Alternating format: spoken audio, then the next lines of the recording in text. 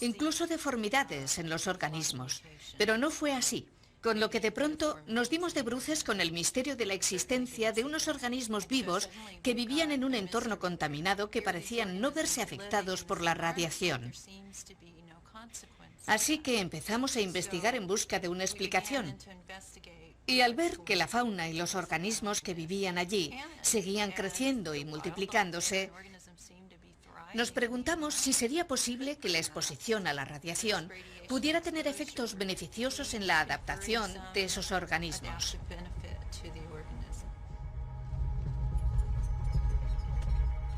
El equipo de Brenda Rogers llevó al Bosque Rojo un grupo de ratones blancos de laboratorio que jamás habían estado en contacto con la radiación. Y llevó otro grupo de ratones que les sirviera de comparación a una zona no contaminada.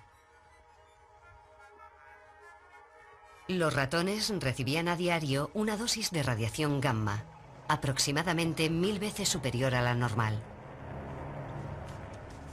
Una dosis que, aunque pueda parecernos excesiva, los científicos consideran baja.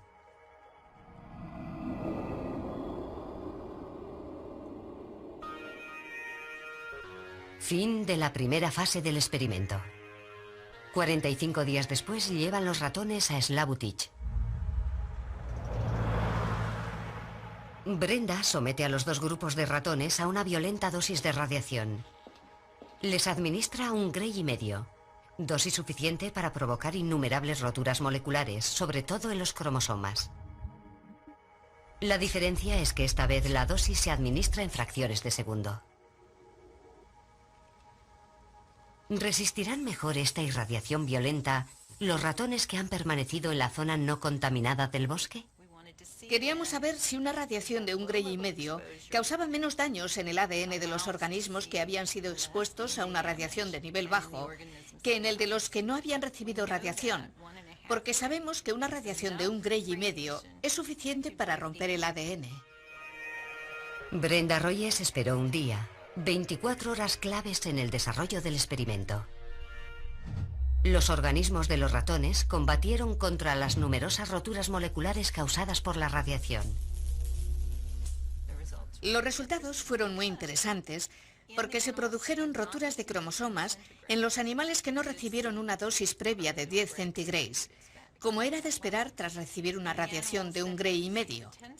Pero el ADN de los animales que habían recibido los 10 centigrays antes de recibir la dosis de un Gray y medio mostraba un nivel bajo de daños, lo cual hace que nos planteemos la cuestión de si la radiación resulta beneficiosa para el organismo. ¿Se trata de un efecto hormético? Un efecto hormético es un efecto positivo y por tanto beneficioso de la radiactividad a dosis bajas. Brenda Rogers intentó entonces determinar si la baja dosis recibida en el Bosque Rojo podría haber estimulado ciertos genes que participan en la defensa contra la radiación.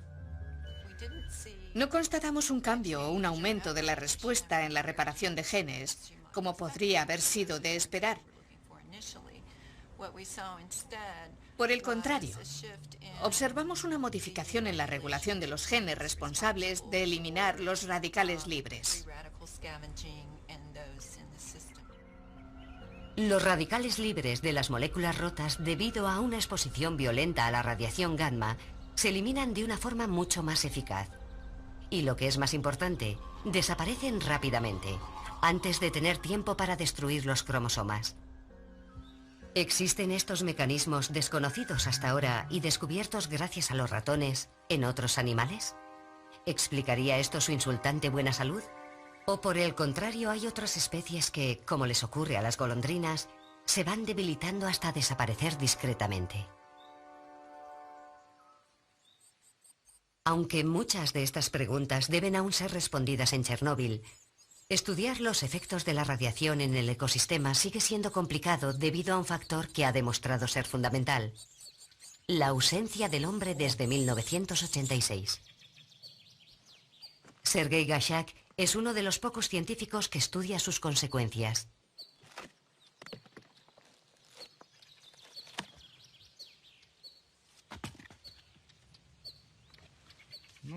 Encontrarnos con algo así era muy infrecuente antes del accidente. Sencillamente porque a los silvicultores solo les interesaba tener árboles sanos en los bosques industriales. En consecuencia, eliminaban todos los árboles enfermos, viejos y muertos que podían convertirse en una fuente de enfermedad. Eliminaban cualquier posible fuente de infección, micosis o enfermedades parasitarias. Pero no debemos olvidar que los árboles enfermos y muertos son elementos habituales en un ecosistema forestal, igual que los árboles sanos. Ambos tipos de árboles están llenos de vida y de comida para un tipo de fauna muy específica. Desde el accidente hay muchos árboles enfermos y muertos. Esto explica por qué la biodiversidad del bosque ha aumentado tanto.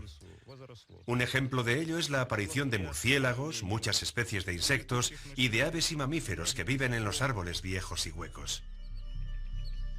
Antes del accidente, los silvicultores rociaron con grandes cantidades de productos químicos estos bosques, que fueron plantados siguiendo un plan perfectamente trazado por Khrushchev en los años 40. Del mismo modo, inmensos campos de cultivo de cereal fueron rociados con fertilizantes, pesticidas y fungicidas. Toda esta zona se vio sometida a altos niveles de una contaminación química que se vio interrumpida abruptamente en mayo de 1986.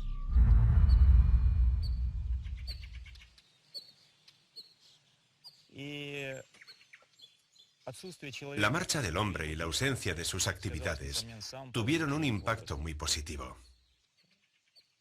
Los animales y las plantas de toda esta zona y de estos espacios abiertos empezaron a desarrollarse al margen del hombre, en base a sus propias leyes naturales.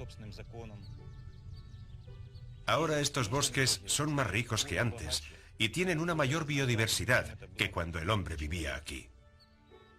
Osos, lobos, castores y cisnes de pico amarillo han aparecido en la zona de exclusión.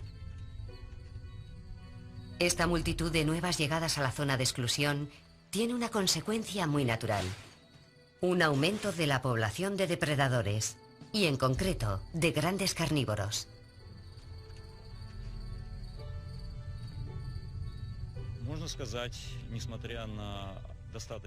A pesar de que carecemos de datos contrastados, podemos decir que el número de carnívoros y herbívoros en la zona de Chernóbil ha alcanzado su equilibrio natural.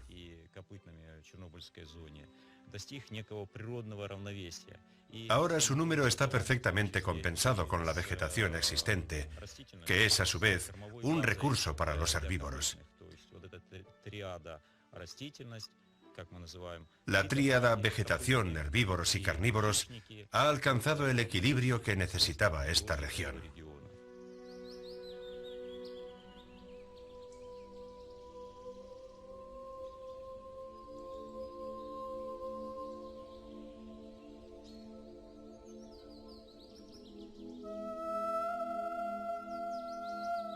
Parece que en la enorme zona de Chernóbil, la naturaleza está recuperando lo que en rigor le pertenecía. En el mismo lugar en el que se produjo una tragedia que cambió la vida de cientos de miles de seres humanos. Pero si la naturaleza se ha adaptado, no hay duda de que el coste ha sido alto y las pérdidas grandes, especialmente durante los primeros años posteriores a la catástrofe. Un sacrificio que hubiéramos juzgado inaceptable para la especie humana. ¿Y cuál será la situación a largo plazo? Lo ocurrido fue una tragedia. Pero esta región se ha convertido en un tesoro para los científicos que quieren estudiar los efectos de la radiación. Creo que ahora solo conocemos una fracción de la historia, un porcentaje muy pequeño de lo que podemos descubrir. Hemos aprendido mucho, sí. Pero lo que debemos preguntarnos ahora es, ¿por qué vemos lo que vemos?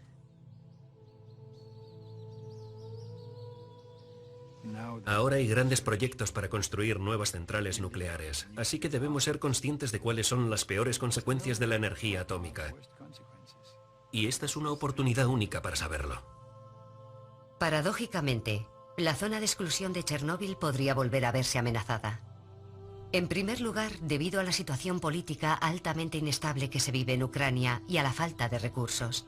pero también por la existencia de nuevos planes para reabrir ciertas partes de la zona por motivos económicos. Por ejemplo, para el tratamiento y enterramiento de residuos radiactivos procedentes de otros lugares. Me gustaría mucho que aquí se creara una reserva. Por supuesto, lo ideal sería que la naturaleza contara con el máximo nivel de protección posible. También me gustaría que se creara una base científica que acogiera a los equipos de investigación, establecer una base científica y tomar medidas adecuadas para proteger la naturaleza. Ese es mi sueño.